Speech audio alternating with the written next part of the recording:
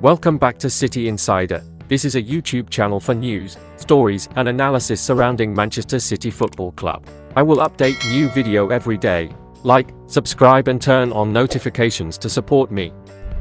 Doku provides critical Premier League debut assessment. The 21-year-old made his Manchester City and Premier League debut during last Saturday's 5-1 thrashing of Fulham at the Etihad Stadium. After signing for the treble winners from Stade Rennais, Doku completed a £55 million move to Manchester City amid interest from a number of Premier League clubs in signing the right winger, as West Ham, Tottenham and Chelsea battled for the Belgian signature. The forward was replaced by Sergio Gomez in the 76th minute last weekend, with Manchester City stretching their winning start to the campaign to 4 successive Premier League matches. Erling Haaland's second-half hat-trick helped Manchester City to victory. After first-half goals from Julian Alvarez and Nathan Ake, Doku was handed his first Manchester City start by Juan Malillo, as manager Pep Guardiola continues to recover from an emergency back operation in Barcelona. The Belgian international impressed against the Cottagers. However, the 21-year-old has revealed frustrations with his debut for the Sky Blues, and admitted to some pre-match nerves prior to the clash.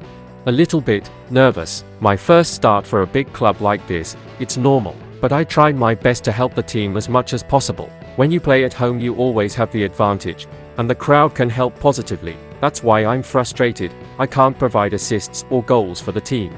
As a first debut, I tried my best and try to do it for the next games."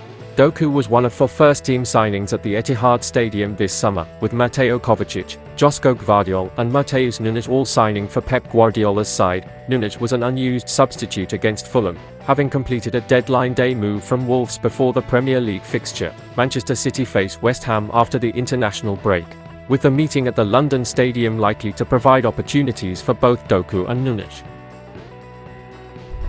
Romano says City tried to sign Chelsea left-back in January. Manchester City tried to secure a loan deal for Chelsea fullback Marc Cucurella during the previous January transfer window. The left-back was linked with a loan move to Manchester United during the final days of the recent summer window, only for a potential deal to collapse. Now though, one journalist has shared some behind-the-scenes details on another occasion where the Spaniard was of interest to a different Premier League side. Speaking in a recent video on his YouTube channel, Romano had this to say on the matter. He said, "It's also important to say that for Marc Cucurella, there was something even in January. From what I'm told, and this is exclusive information, something behind the scenes. Last January 2023, Manchester City, in a secret way, presented a proposal for Marc Cucurella. It was a loan with a buy option clause, not mandatory. That was rejected by Chelsea. The Citizens were linked with a move for the 25-year-old shortly before he eventually made his £60 million move to Chelsea from Brighton Hove Albion back in the 2022 summer transfer window. With that in mind, and the fact that Joao Cancelo made a move away from the Etihad Stadium last January to join Bayern Munich on loan, this makes it easy to see why the treble winners made an attempt to sign him on a temporary basis from Chelsea." Described as a spectacular player by Rodri Torin, Cucurella has made 34 appearances for the West London club but has yet to make a Premier League appearance for them in this current campaign, which suggests that he is not at the top of Mauricio Pochettino's pecking order at the moment. Moving forward, it'll be interesting to see how much game time the former Brighton star gets this season, and if City or United make another attempt to sign him in January. Gerard Pique praised, incredible Man City man.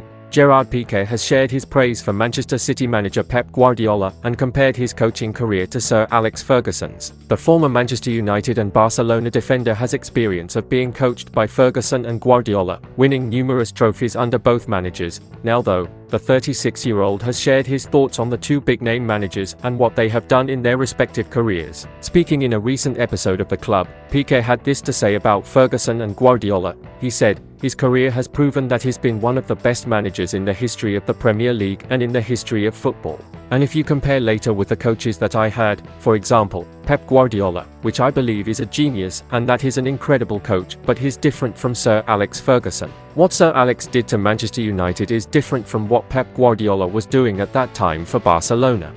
During his time at Barcelona, Guardiola won many titles including 3 La Liga titles and 2 Champions League trophies, beating Ferguson's United on both occasions in 2009 and 2011. After then winning 3 Bundesliga titles with Bayern Munich, the 52-year-old has gone on to win 5 Premier League titles in 7 years with City, in addition to his plethora of titles won The Spaniard is also admired for the impact he had during his time at Barcelona, and how that impact has filtered through to other teams across Europe in terms of playing style. Given the domestic dominance Guardiola has enjoyed during his time at City, it's easy to see why Pique has spoken about him in the same breath as Ferguson, who had a very significant time in charge of United.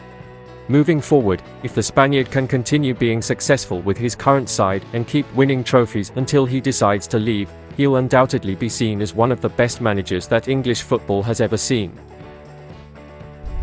Man City blocked Arsenal from signing Ilkay Gundogan. Manchester City blocked Arsenal from signing Ilkay Gundogan this summer due to their new transfer rule. It's been claimed the City treble-winning captain's availability as a free agent at the start of the transfer window sparked interest from the red side of North London before Mikel Arteta pursued Kai Havertz instead. Gundogan ending up joining Barcelona, which according to Football Insider, is because Etihad chiefs no longer want to sell players to their Premier League counterparts. The departures of Gabriel Jesus and Alexander Zinchenko the year before went a fair way to strengthening Arsenal as they challenged City for the title, and Pep Guardiola didn't want to repeat that mistake. The Gunners also expressed an interest in Aymeric Laporte, who joined Saudi Pro League side Al Nassr, and João Cancelo, who joined Gundogan at Barca on loan on deadline day, later in the window, and was similarly knocked back. While City couldn't necessarily control Gundogan's future given his contract was up, he already preferred to head to La Liga as it was his dream move. Jamie Carragher predicted this exact situation last season on The Overlap, saying, "Pep and Manchester City will never sell a player to Arsenal ever again. The reason why Alexander Zinchenko was sold to Arsenal is because of Pep's mate, Arteta, and he didn't feel Arsenal were a threat."